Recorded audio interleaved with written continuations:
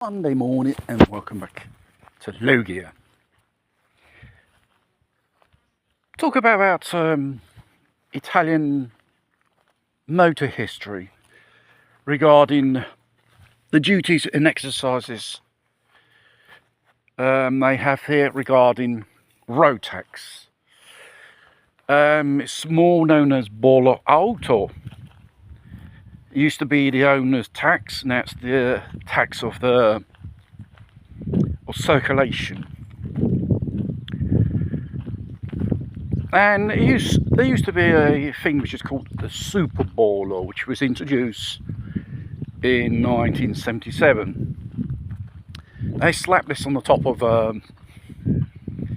diesel cars, cars which run on methane gas and liquid gas known as GPL here, because the price of the diesel, well, at that period it was half of the price of the petrol then. So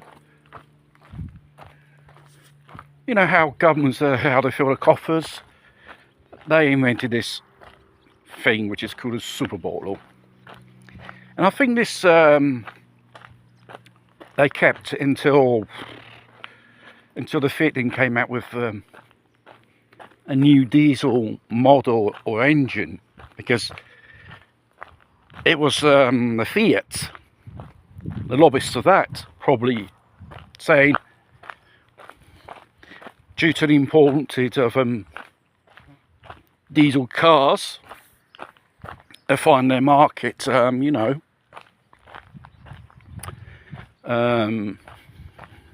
cutting out. That's a bit like antitrust, conflict of interests. In Italy at that time, even now, everything is legal doing, even if it's illegal or whatever, is wrong. And obviously, who are self-employed, when they had to declare their taxes at the end of the year, these costs of these vehicles and the road tax itself, it could have been deductible. But towards the beginning of, I think it was half of the 1980s, when you begin to see the Jeeps, of imported Jeeps with big CC, like the Shogun, Mitsubishi Pajero is called here, or the Shogun, or English markets. Obviously, they would have paid a super tax straight away. And what people would have done is, or they purchase, or if they buy it second hand, they could have changed the use of the vehicle. Instead of it being a passenger vehicle, you've got the seats at the back, you have two seats at the front.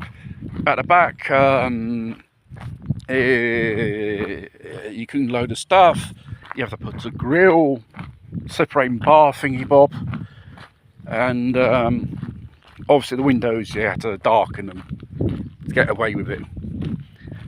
And they would have paid the road tax and insurance as a van. It considers a van. So your Fiorino, your Mitsubishi Pajero would have been a van, classified as a van. That goes by the quintale, the taxes and insurance. Quintale is about 100 kilos of weight, a load of which you can carry. So technically you can carry 500 kilos, 5 quintales basically. Well, the autocarro is still